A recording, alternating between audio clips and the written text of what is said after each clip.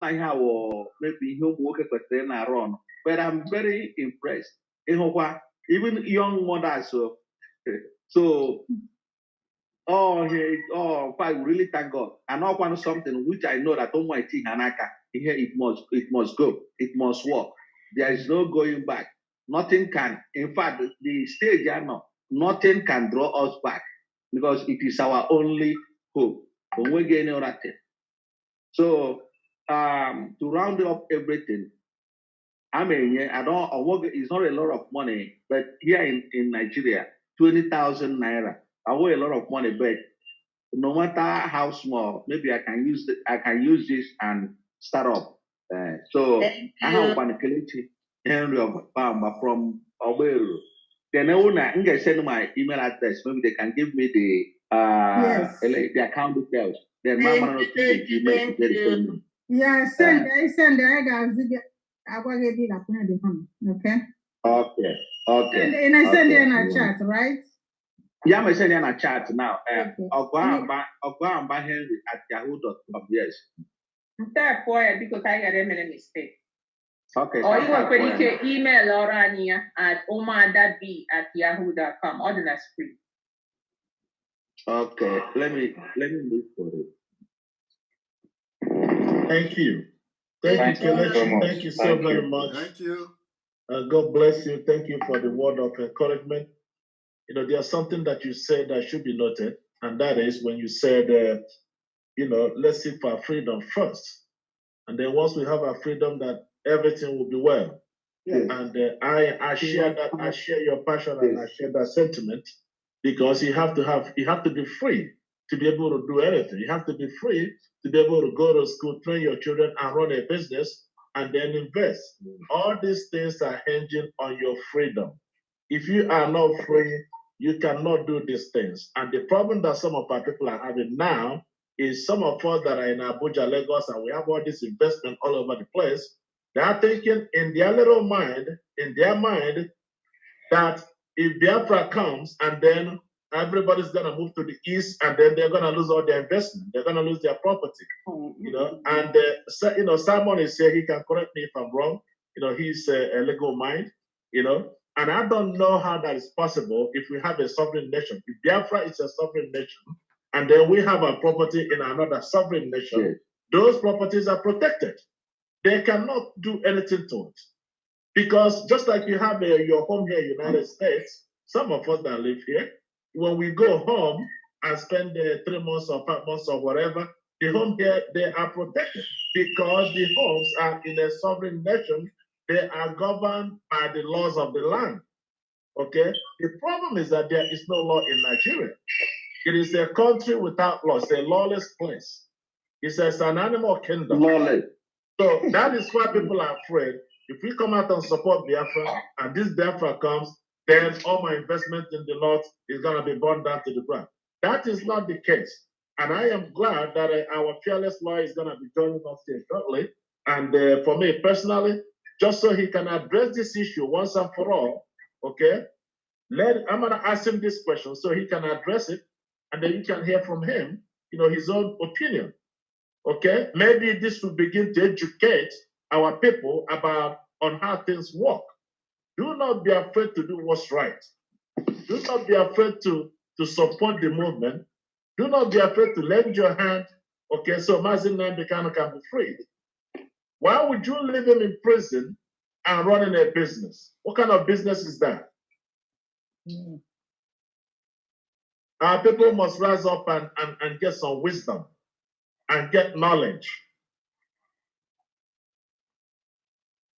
Thank you. Okay, well, any moment now, we are going to be joined by Bruce Fenn. So as soon as I see his hands up, we are going to accord him the opportunity, to address this noble gathering.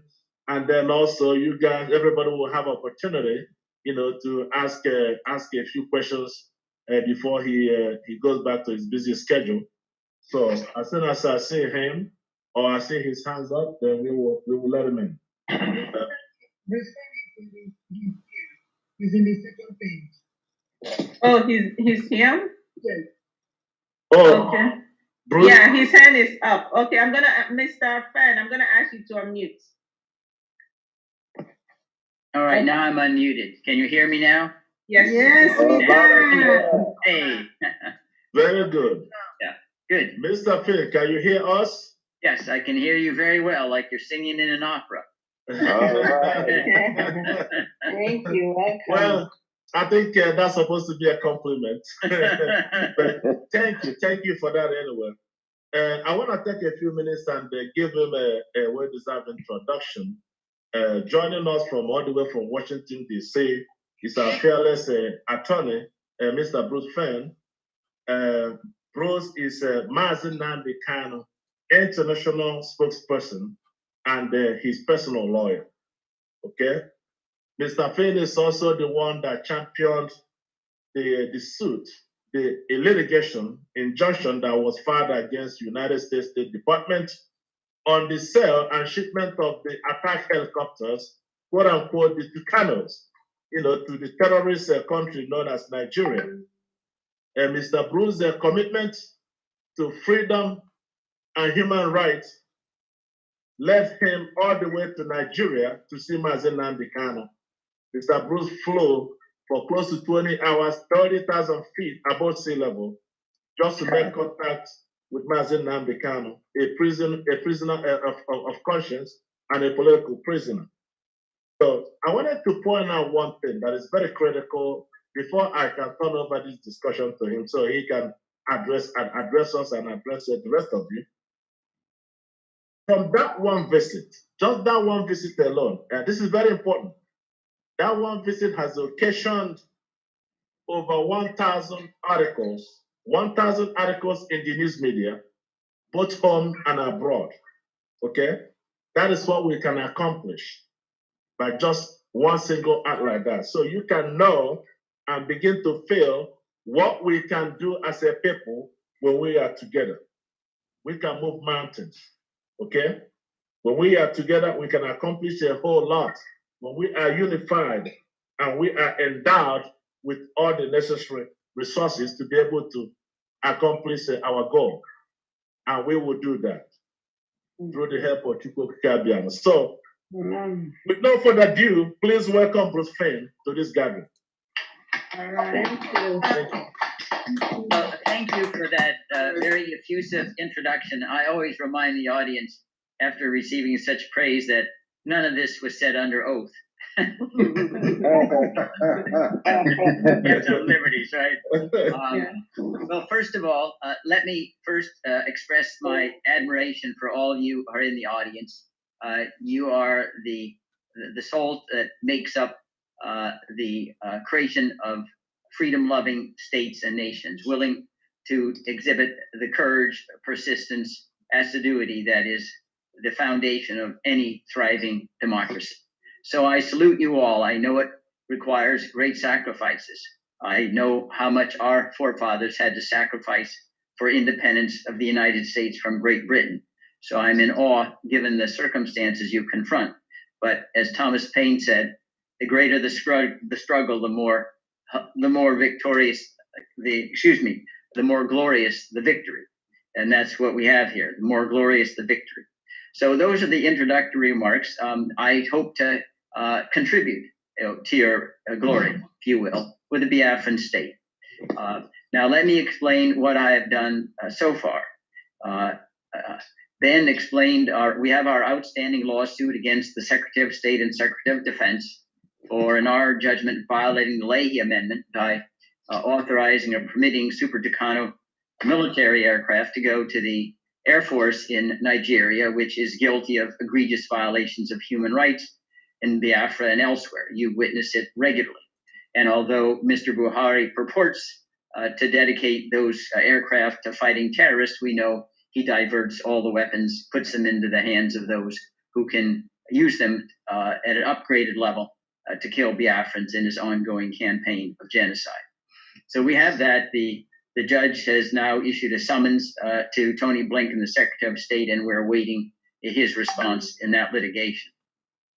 Then I've written numerous letters to members of Congress, the executive branch, spoken to the Washington Post about the outlandish international law violations implicated in the kidnapping, torture, extraordinary rendition, and denial of access to counsel that has greeted Nnamdi Kanu, where he now is in Abuja, in a detention facility.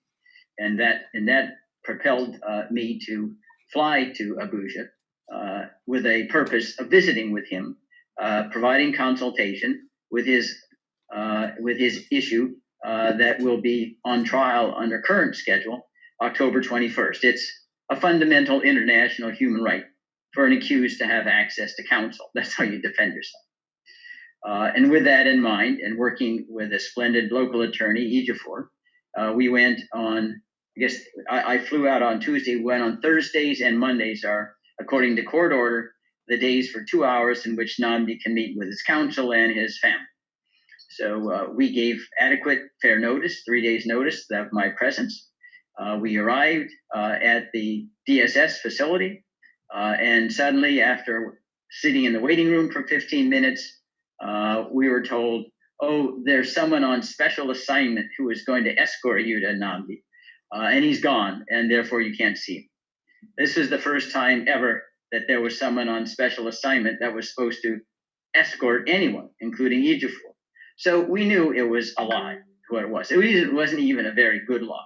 There was anonymity, what's he's on special assignment for. It wasn't any statement when he gets back or anything like that.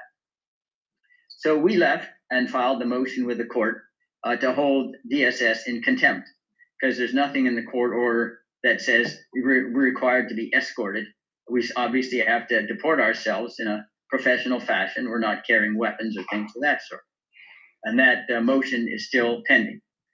And at that point, we gave press conference and explained exactly what transpired and why, and the obvious, in our judgment, international law violations that Nigeria had committed, partly in collusion with Kenya. They were very well received. I did a couple of interviews with Arise Television. Some of them were censored by those who were in executive grades in Arise TV, showing that the government is really quite frightened of me because my international law background and experience and ability to make this, to internationalize the issue.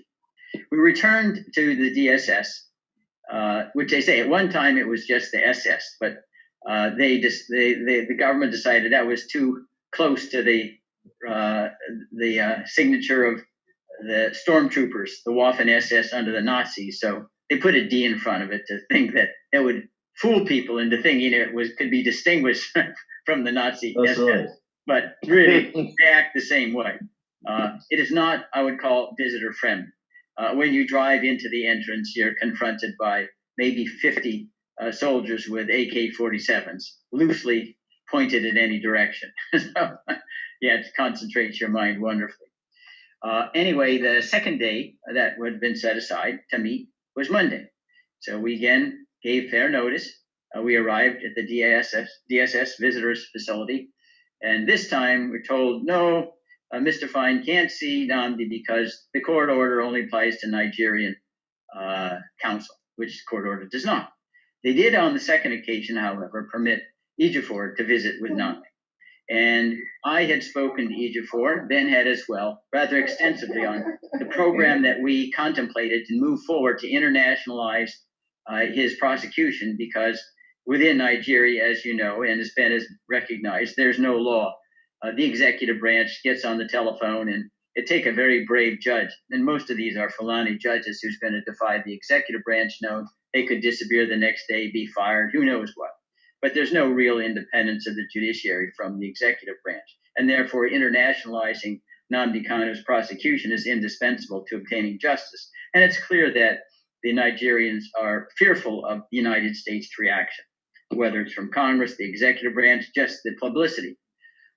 And what we received back from Nnamdi Kanu, from my talking from Ejiofor, is that he fully endorses immediately a very comprehensive plan involving attending, there's an international group called the Working Group on Arbitrary Detention in Geneva that makes findings under international law, whether someone like Nnamdi is a political prisoner and has been arbitrarily detained.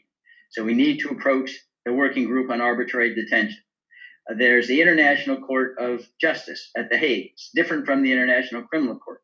And the ICJ addresses disputes between nations. And we are in the process of lobbying Israel and Greece to sue Nigeria for genocide against Biafrans. There's a very similar kind of case that is an antecedent. In 2020, the Gambia sued Myanmar for genocide against Rohingya, and they won preliminary decisions from the International Court of Justice. And we are confident that making our case to the ICJ would, one, result in injunctive orders from the court prohibiting the continuation and requiring the prevention of genocide. And if the Nigerians flouted the court order, because the ICJ is part of the United Nations, it would set the stage for us to approach the UN Security Council and find that this flouting of the ICJ was a threat to international peace and security, and to intervene. In fact, under Chapter 7 of the UN Charter, even military intervention would be justified. But lesser interventions like global boycotts of Nigeria to impose sanctions that are very stiff could ensue if Nigeria did not comply with an ICJ ruling. And then we want to go to the UN Security Council and place on the agenda the genocide of the Biafrans. This has been done before by the Security Council in the case of genocide in Serbia, and a special tribunal was created to try cases of genocide against Slobodan Milosevic and other war criminals. And it was also done in the aftermath of the Rwanda genocide, that the Security Council stepped in and created special tribunal. And we need to be in the United Nations making that a prime subject on the agenda of the Security Council.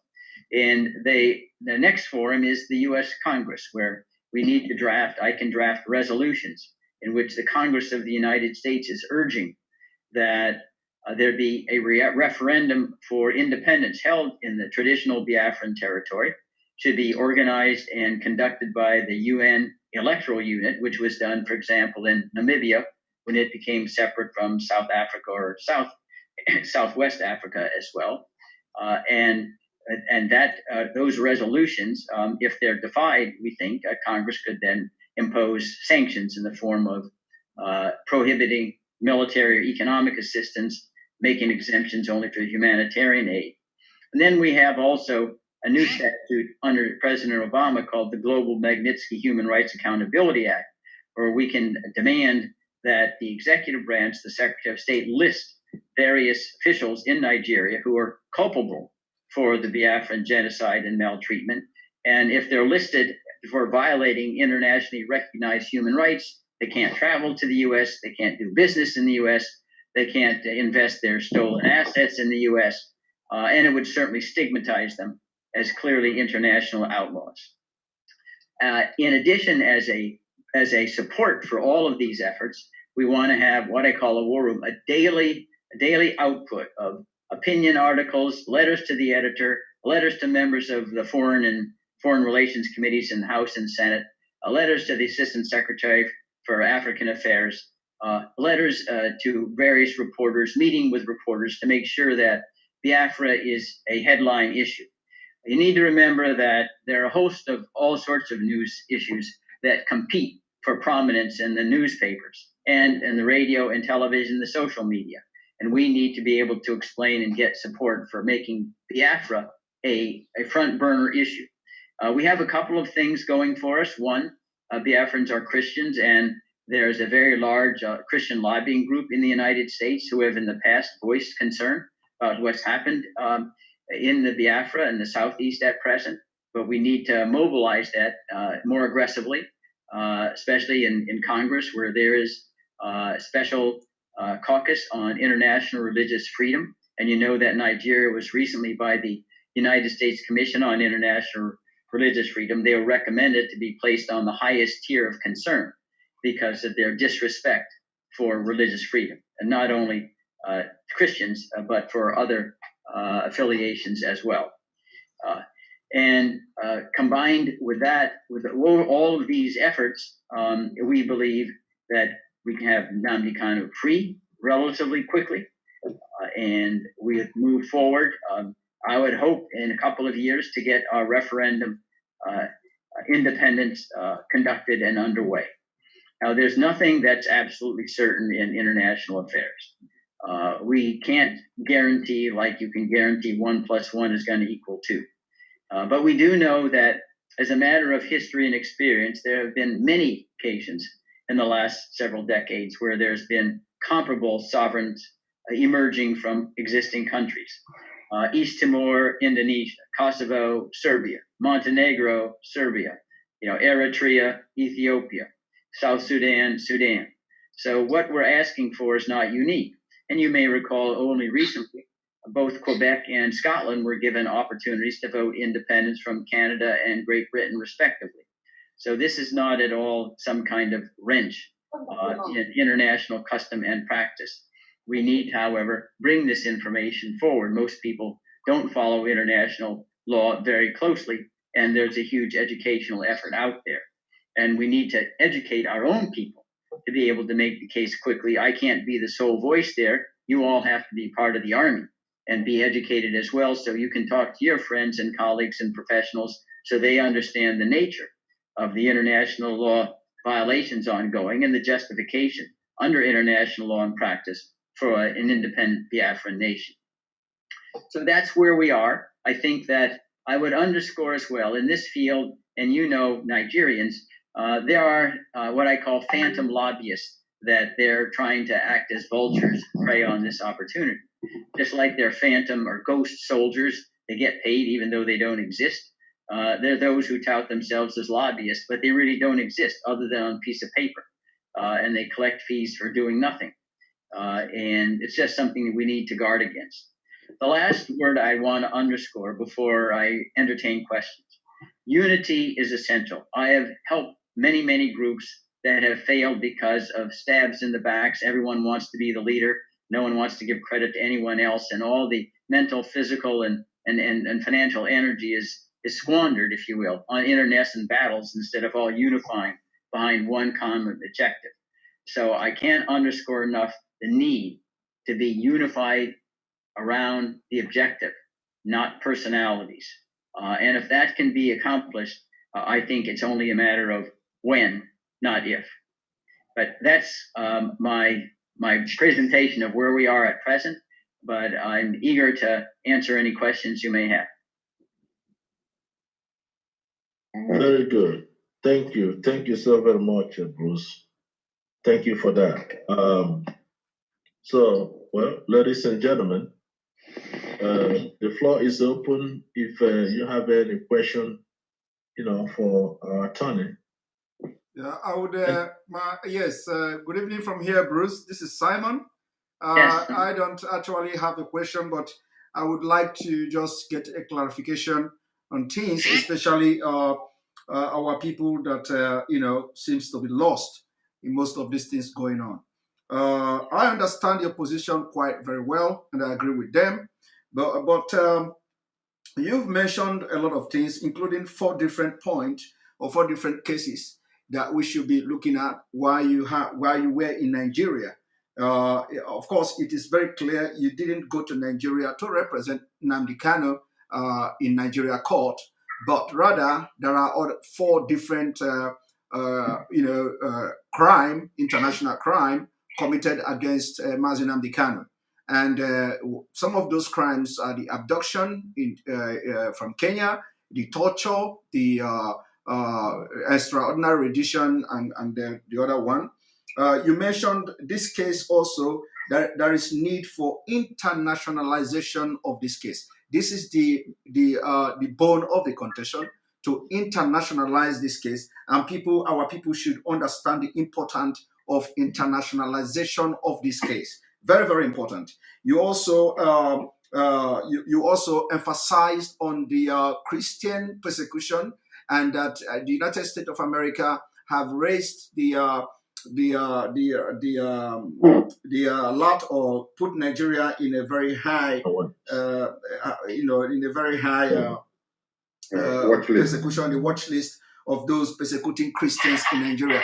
And of course, from this your point, it is very, very imperative that we also, as a people, also have to channel some of our energy into, creating awareness on following this whole agitation with the policies set by the United States of America, which is one of them is listing Nigeria in this watch list for countries that persecute Christians, and so that is number 4, or that's number 5. Number 6 is also pursuing it with the ICJ, and then also there is a possibility to get Israel and Greece involved in this ICJ, filing the case to the ICJ, the International Criminal Court. So the main thing here is that you didn't actually go to Nigeria to represent Mazi Nnamdi Kanu, as some people who are ignorant in law and international law are trying to make people understand. You did not go to Nigeria court and represent Mazi Nnamdi Kanu, but because Mazi Nnamdi Kanu is your client and you are to meet him and discuss on the internationalization and the international crime committed against him. Am I right? Just a comment I want from you. Yes, I'm not licensed to address the court. And Nnamdi understands, and I think Ejiofor does it well. He said, Bruce, there's nothing that a lawyer can do in a Nigerian court in isolation is going to work, because the government doesn't follow court orders. They say, I experienced directly. First, arbitrarily flouted the judge's order saying Nnamdi could meet with his attorneys categorically, for 2 hours, 2 days a week. They violated that. They ended up censoring my speech on television.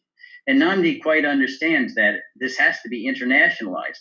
That is the pressure that will result in justice. And walking into the Nigerian court without any international backup or fortification is a futile exercise. Mm-hmm. So that's very important to understand. Now, it's possible as well, however, even without being able to address the court directly, that it's customary that a lawyer can sit at the table and pass notes to the person who is licensed in there. That's not taking a part in the proceedings and addressing the jury, but it's simply providing assistance, if you will, to the licensed attorney. And that's something that we could contemplate doing, even though you're absolutely correct, not being licensed Nigerian attorney.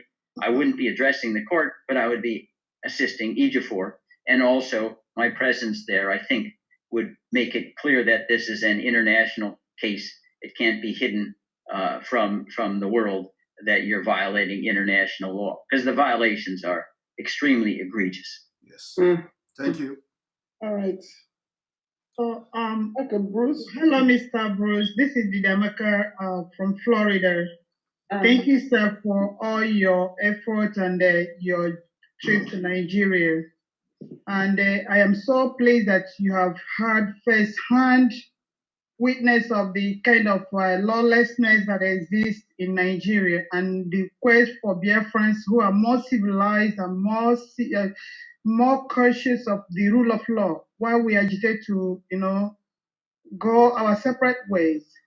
My question to you, sir, is with the first-hand information and first-hand experience you had visiting our leader, what do you think are the most likely risk Nnamdi Kanu faces in the dungeon with DSS?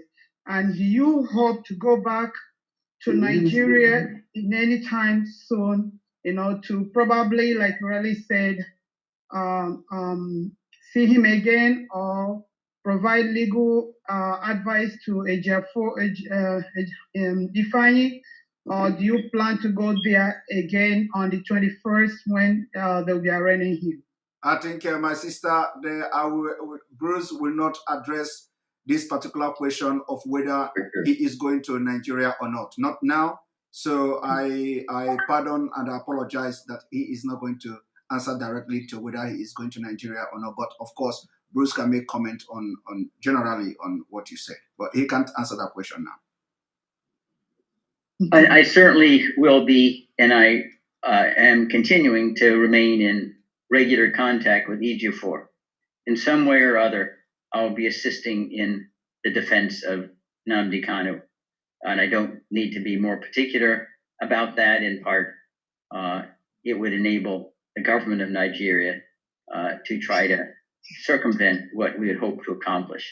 But don't worry that there will be international spotlight, and I will participate in some way when Nnamdi Kanu goes to trial. So thank you, Mr. Bruce. Thank you for being fearless. Thank you for being one of the greatest legal luminaries that America has produced in this century. We applaud you. Thank you. And I also beg you to continue to make our case, continue to keep the international community aware of Biafran issues. When I was in university at Howard University towards my last year, one of my professors said to me, "Oh, I remember the Biafran Kwashoko kids in 1967. So back then in 1967, during the Nigerian Biafran War, it was internationalized. People heard about it. It was on the TV. An average 10-year-old remembers the Kwashoko children. So now, today, though the Nigerian Civil War also culminated with the Vietnam War, so it couldn't have gotten more media attention than it should have. But then it was still on the TV. I mean, I was little then, but doing my researches and looking at things. So my question is today, what do you think about it? It almost looks like a conspiracy with the American mainstream media and the other parts of the world not showing Biafran case, not even every now and then. If it gets a clip of an airtime, it will just be maybe half a second. Do you think, what do you think is going on here? Where are they bought over, or is this done by mistake, or something that is consciously was just inserted there? I mean, we get no media attention at all with the amount of what is going on in Nigeria. What is your take on it? I think there are several factors at work. One is that there are, unfortunately, several other circumstances that are gruesome. The Uyghurs in China, they're listed as victims of genocide. The Rohingya, the Congo have probably suffered 6 million. It's still in chaos. So, and I don't want at all to diminish the suffering and horrors of the Biafrans. Stalin once said in a very cynical way, one death is a tragedy, but 1 million is a statistic, as he felt that once you get past a certain threshold of violence, people become desensitized. But I think that there's another cynical factor at work, and that is after 9/11, the United States, I think, rather foolishly believed that any time a foreign government said someone's a terrorist, oh, hands went up. We have to support them. And they blinded themselves to the fact that foreign governments weren't stupid, and they knew that they could persecute minorities just calling them terrorists. Even if there were a handful that were, they would use that excuse to go after civilians as well. And Nigeria has used this plot, Boko Haram. Even though when I was president in Nigeria, they appointed a Boko Haram member as the communications director for Buhari. Can you imagine that? Boko Haram, anti-education, don't learn, as the communications director. And Buhari has tried to exploit Boko Haram, even though he's really aligned with them, to justify continuing to receive weapons and assistance and training, purportedly to fight the terrorists, but he really is using all of the weapons and money and resources to go after the Biafrans. And you add those together, and the fact that because, at least in the United States, the priorities when we look abroad are China. We think that they're going to replace us as the empire of the world, worried about nuclear ambitions in Iran. You saw the terrible debacle and the evacuation of Afghanistan. It's got the lion's share publicity, so you have to compete with far greater sophistication than if these other news items weren't competing for your item. And then the last point is this, and that is news is not spontaneous. Most people, unless they're purposely educated, wouldn't know where Enugu is. Many of them wouldn't know where Lagos or Abuja. Some of them probably don't even know where Nigeria is now. The American public is not well informed about what happens abroad, unless there's something that's terrible like 9/11. And so you do need a sophisticated press outreach, if you will, to make your case. Journalists are lazy like a lot of other people. You have to have a journalist, I call it a press kit, and be able to explain easily and in an engaging fashion, these are the issues, this is the background, this is why it's important, this is why it's newsworthy given today's context, and then they have something to write about because you've done 90% of the work for them. For that, you need people who are gifted. And when I say that, I mean that they have to be able to know not only what's going in Nigeria, but what is a corresponding event in U.S. terms, history, culture, or otherwise. That battle, that slaughter was like the slaughter at Andersonville in the Civil War. Then Americans get that. But if you just say Python Dance 2, they wouldn't know what you're talking about. So in order to make your claim have resonance in the United States, you have to have a special vocabulary. It's not easily come upon. But that's why the so-called the public advocacy campaign is very important in determining how well you're received and how extensively you're received in the press. I happen to know someone, the Washington Post reporter who's now stationed, I think, in Senegal, Danielle, and she wrote an article after we filed the lawsuit over the Super Tucanos, and I have good relations with her, and I think that's the kind of networking that you need, where the reporters who cover this area to make an international splash. But I say it takes time and it takes resources, and that's why we're speaking here today to you all. And lastly, I salute you also for challenging Senator Leahy's law with the Congress in the purchase of arms. I really dock my hat for you.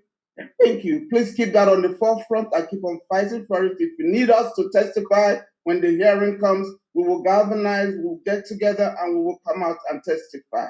Thank you, Mr. Bruce. That's wonderful. Thank you. And then Bruce, thank you very much for just confirming that the Secretary of State has been summoned, because I personally read the news somewhere and some people were doubting it. So when you were giving your opening speech, you made mention of that the Secretary of State has been summoned on the purchase of this Super Tucano fighter jet. So it is well cleared now by you, and we're going to push that also to the public. And then yes. If I could just, it's confirmed. If you look on the court docket, that's confirmed. You don't just have to take my word for it. All right. There's papers there that shows. Yes, go ahead. Sorry, I interrupted. And then the issue of the media, of the world power media, or CNN, or whatever they call them. Also, you make mention of taking people that for us to achieve that, we need people who are gifted. And it happens that after you visited Nigeria, we have CNN, boom, reporting about Biafra. Just a comment. Thank you. Mm-hmm. Yeah. Any other question for Bruce? We need to see people raising up your hand. Chidinma, do you have a question for Bruce? No, those are not for questions. Okay. So somebody, one moment. Somebody have a question. Prosper have a question for Bruce. Prosper, can you unmute yourself?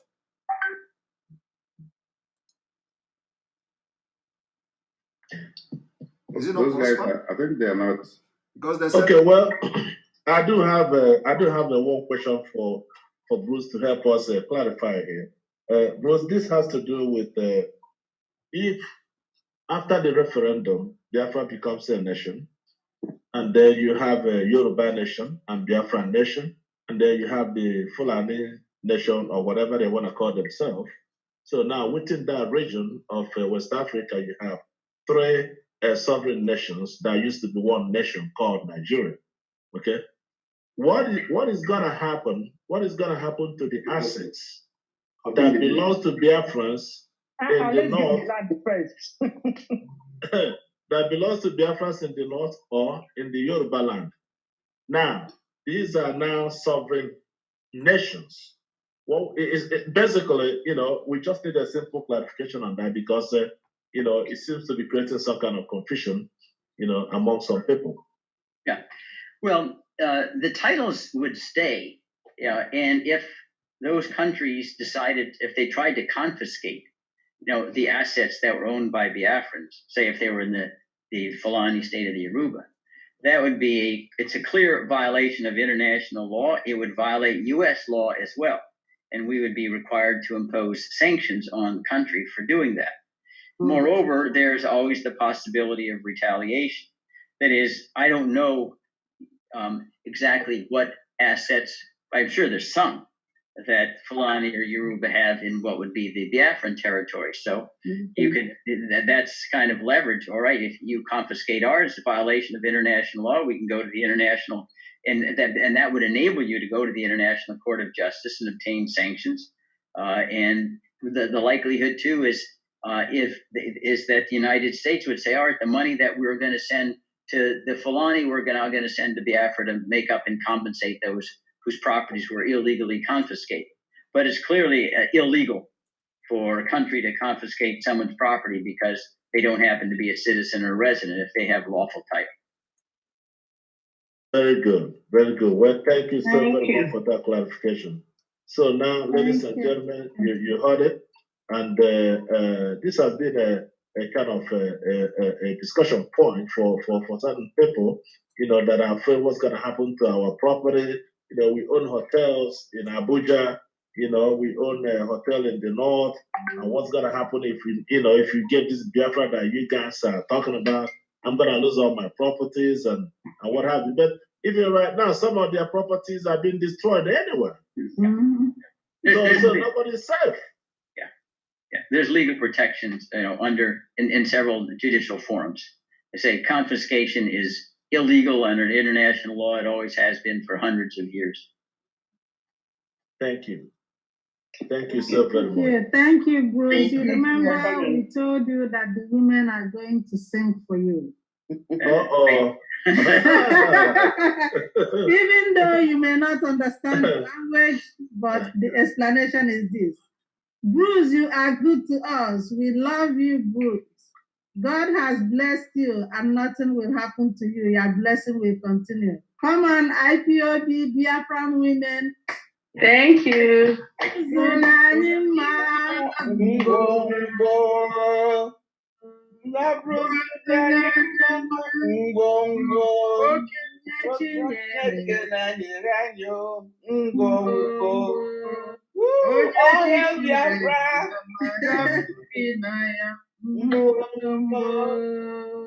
Even though it doesn't sound coordinated because of this, but we love you, Bruce. Thank you so much. Thank you so much for your effort. When we're marching gallantly to the Biafra land, Bruce's name will be written in gold and in the marble in our capital. Thank you. Yes. Thank you. Thank you for all your efforts. May God continue to bless you. Okay. All right. Be talking to you soon. Thanks so much. Yes, Thank you. Thank you, Bruce. Thank you. Okay.